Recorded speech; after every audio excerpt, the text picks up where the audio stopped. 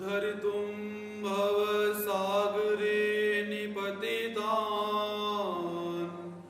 जीवा सदा दुःखितान् दद्रेयो प्रतिमां परवश्यश्चैतन्यमूर्ते परां कैवल्याध्वनिनागदेव प्रवर पान्थकृतो येन स देवश्चक्रधर शरण्यशरणो नान्तं निशं पातु मां भगवान श्री चक्रधर स्वामी की जय।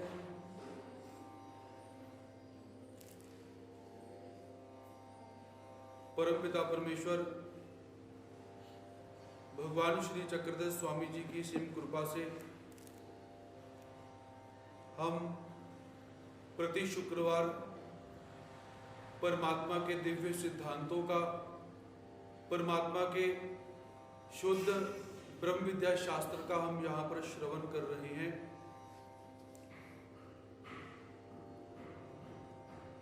स्मृति स्थल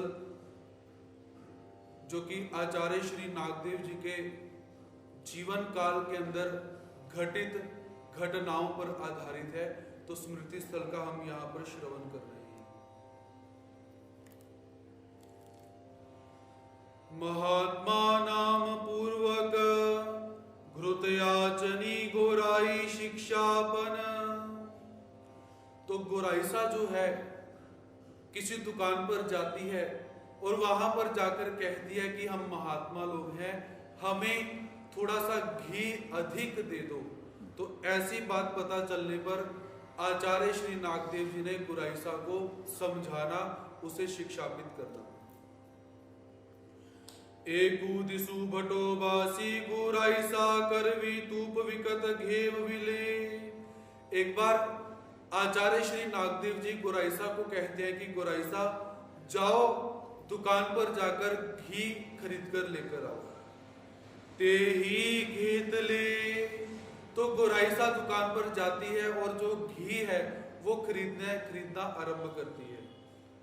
मगज्याचे तूप त्याचा भांडा दोनी पलिया तूप उरले। अब वहां पर क्या हुआ कि जिस दुकान पर वो घी खरीदने के लिए गई हुई है, तो उस दुकानदार का जो बर्तन था उसमें से सारा का सारा घी उसने गोराइसा को दे दिया। मात्र 2 कड़छियां जो घी था वो शेष उसमें बच जाता है। ते गोराइसी मागी तले। तो गोराइसा ने क्या किया, वो थोड़ा सा घी जो बचा हुआ है वो उस दुकानदार से मांग लिया। हे आम्हा महात्म्यांसी द्या। तो गोराइसा क्या कहती है, जितने पैसे दे दिए उसके बदले में घी उसने ले लिया हुआ है। जो घी बचा थोड़ा सा 2 कड़छियां, तो गोराइसा कहते कि हम महात्मा लोग हैं, ये घी हमें थोड़ा सा दे दो। ते ही दिधले। तो उस दुकानदार ने भी क्या किया, वो जो घी था 2 कड़छियां बचा हुआ वो गोराइसा को दे दिया। आनिले। तो गोराइसा वो घी लेकर आचार्य श्री नागदेव जी के पास आ जाती है। ते भटोबासी सांडविले। आचार्य श्री नागदेव जी जिन्हें त्रिकाल ज्ञान था, उन्हें पता चला कि गोराइसा ऐसे ऐसे करके जो घी है वो लेकर आई हुई है। तो आचार्य श्री नागदेव जी ने क्या कहा कि 2 कड़छियां जो घी है ये हमारे किसी काम का नहीं है, इसे या तो फेंक दो या उस दुकानदार को वापस करके आओ। हे तूपन को घेओ, हे महात्मे पन विकने मना। तो आचार्य श्री नागदेव जी कहते हैं कि गोराइसा, ये जो 2 कड़छियां घी तुम अधिक लेकर आई हो, ये हमें नहीं चाहिए, नहीं लेना चाहिए। उसका कारण क्या है, ये घी तुमने कैसे लिया है, अपना महात्मापन जो है उसे तुमने बेचकर ये घी खरीदा हुआ है। क्योंकि तुमने क्या कहा था कि हम महात्मा लोग हैं, हमें ये घी दे दो। तो तुमने अपना महात्मापन बेच दिया, फिर जाकर तुमने ये घी लिया हुआ है, इसलिए ये घी हमें नहीं चाहिए, इसे वापस कर दो। मनोनी शिक्षा मिली।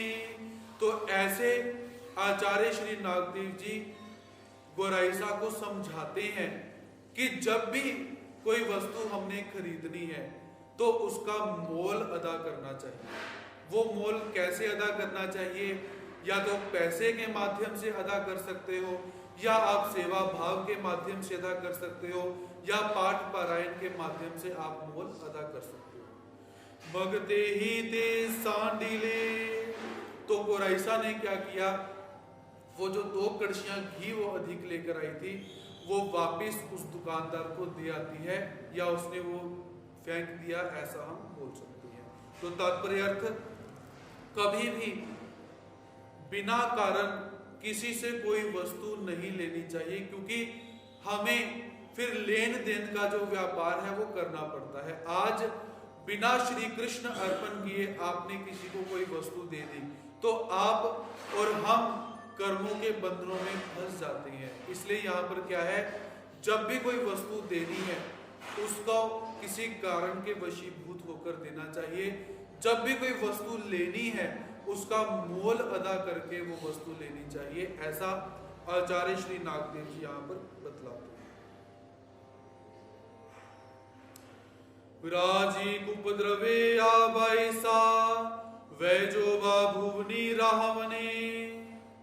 तो राज्य के अंदर मुसलमानों ने आक्रमण कर दिया हुआ है, तो उस समय आचार्य श्री नागदेव जी अपनी माता आबाइसा को कहते हैं कि तुम अब अपने बेटे वैजोबा के पास रहो, ऐसा उन्हें आदेश देते हैं। एक वेड़ दिल्ली चा सुल्तान चालीला। एक बार क्या हुआ, दिल्ली का जो सुल्तान था अलाउद्दीन खिलजी जिसका नाम था, तो इसने क्या किया, संपूर्ण भारत के ऊपर आक्रमण प्रारंभ कर दिया। अवगे मंडल हालवले, मराठाओं के साथ इनका जो युद्ध था वो युद्ध चल रहा है, और ये जो मुसलमान थे ये धीरे धीरे करते करते क्या है, सारे के सारे प्रदेश इन्होंने जीतने प्रारंभ कर लिए। भटोबासी आबाई साते मनी तले आवे तुम्ही वैजुबाचा गावी रहा। तो आचार्य श्री नागदेव जी अपनी माता आबाइसा को कहते हैं कि माता आबाइसा तुम अब वैजोबा जो है उसके गांव में जाकर रहो। वैजोबा आचार्य श्री नागदेव जी के भाई हैं और आबाइसा के पुत्र लगते हैं। तिही मनी तले, तो इस पर आबाइसा माता क्या कहती है, ना नाग दिया गोसावी संबंधु वारिलासे की। तो आचार्य श्री नागदेव जी को भगवान श्री चक्रधर स्वामी जी की शिक्षा बताते हुए आबाइसा माता जी कहती है कि हे नागदेव, भगवान श्री चक्रधर स्वामी जी की आज्ञा है कि साधक ने अपने परिवार में जाकर नहीं रहना है, तो मैं अपने पुत्र के पास जाकर कैसे रहूं, ऐसे आबाइसा माता जी नागदेव जी को कहती है। भटोबासी मनी तले, तो आचार्य श्री नागदेव जी इसका खंडन करते हुए कहते हैं, तुमासी दोही दिवाचा संबंधु। तो आचार्य श्री नागदेव जी कहते हैं कि माता आबाइसा तुम बहुत पवित्र हो, तुम्हें दोनों देवों का संबंध है, अर्थात तुम्हें श्री गोविंद प्रभु महाराज जी की सेवा भी प्राप्त हुई है और भगवान श्री चक्रधर स्वामी जी की सेवा भी तुम्हें प्राप्त हुई है। तेज सन्निधान दास्य, और सबसे बड़ी बात, तुमने श्री गोविंद प्रभु महाराज जी की सेवा भी करी और तुमने श्री चक्रधर स्वामी जी की सेवा भी करी हुई है, इसका बहुत बड़ा महात्म्य है। तो सेवा का महत्व आपको बार बार बतलाया जाता है। एक छोटा सा प्रसंग आपको यहाँ पर बुलाता हूँ। हमारे बीच में सरदार जी बैठे हुए हैं, मुझे इनका नाम नहीं पता। तो जब पहले दिन ये मंदिर आए तो पहले दिन आकर इन्होंने छोटा सा, कहूं कि बहुत बड़ा सा काम किया।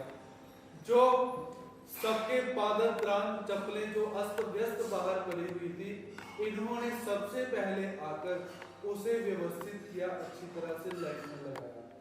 जरूरी नहीं कि गुरुजी सेवा बताएंगे तभी हम करेंगे, ऐसा नहीं होता कि हमारे गले में आई कार्ड डाला जाएगा सेवा दास्य का, स्वयं सेवक का, तभी हम सेवा करेंगे, ऐसा नहीं है।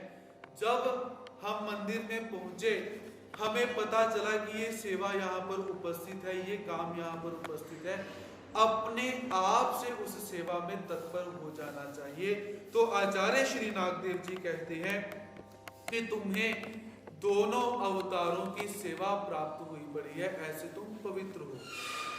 आनी मज सारिखा पुत्रु, और ऊपर से मेरे जैसा अर्थात आचार्य श्री नागदेव जैसा पुत्र तुम्हें प्राप्त हुआ पड़ा है।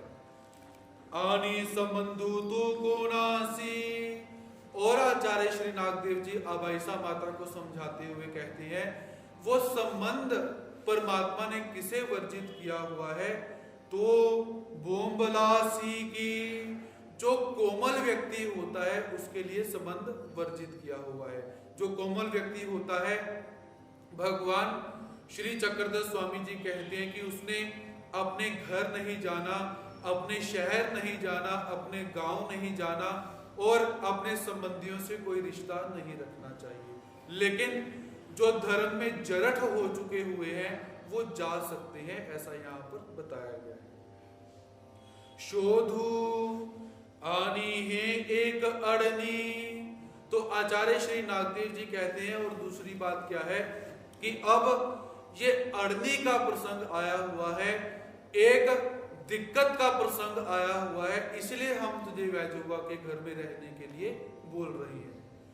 मग आबाईसी मानी ले, वैजोबा जागावी राहिली, तो आबाईसा माता जी आचार्य श्री नागदेव जी की बात को मान लेती हैं और वैजोबा के घर में वो रहना प्रारंभ कर लेती है। भटोबासी मणि तले, देशु चलला हुइल, तो आचार्य श्री नागदेव जी भविष्यवाणी करते हैं कि यहाँ पर क्या होगा, अब आक्रमण शुरू हो जाएगा।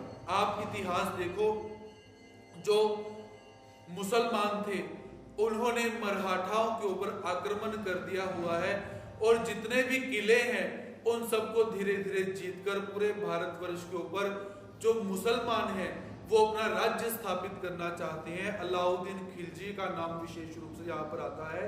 तो नागदेव जी भविष्यवाणी करते हैं कि संपूर्ण जो मराठा समाज है वो धीरे धीरे समाप्त हो जाएगा और मुसलमानों का जो राज्य है वो यहाँ पर स्थापित हो जाएगा।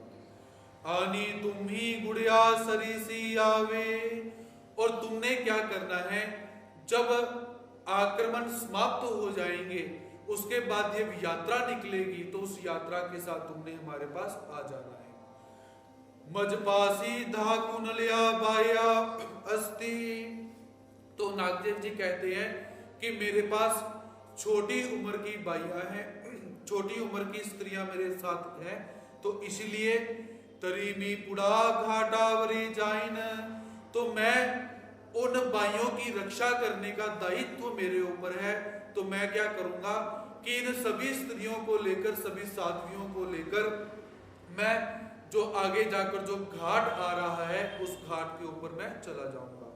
बनोनी भटोबासी निगाले, तो ऐसा कहने के पश्चात आचार्य श्री नागदेव जी उन छोटी बाइयों को लेकर आगे जो घाट का प्रदेश था वहां पर निकल जाते हैं और वैजोबा के पास आबाइसा माता जी को रखकर आचार्य श्री नागदेव जी चले जाते हैं। भगवान श्री चक्रधर स्वामी